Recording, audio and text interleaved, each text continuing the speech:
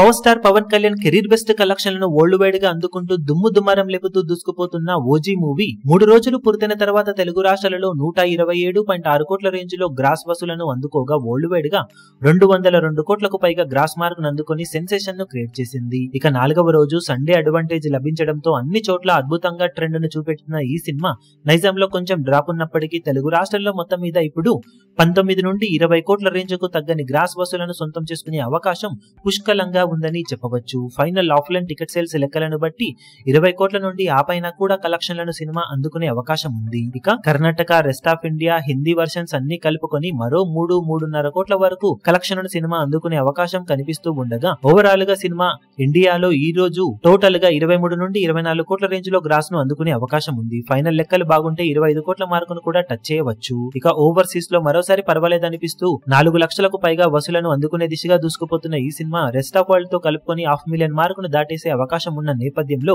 World wide గా box office దగ్గర cinema 28 కోట్ల నుండి 29 కోట్ల రేంజ్ లో గ్రాస్ ను మరోసారి అందుకోవచ్చు.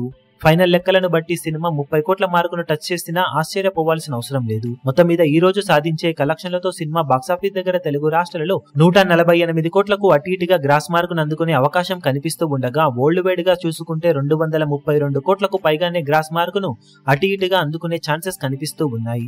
ఎక్స్ట్రాడినరీ రికవరీని ఫస్ట్ ఎక్స్టెండెడ్ వీకెండ్ లో సొంతం చేసుకున్న సినిమా ఇప్పుడు వర్కింగ్ డేస్ లో మినిమం హోల్డ్ చేసిన దసరా సెలవుల్లో సంచలనాలను సృష్టించి లాభాలను దక్కించుకునే ఛాన్సెస్ ఎంతైనా ఉంటాయని చెప్పాలి.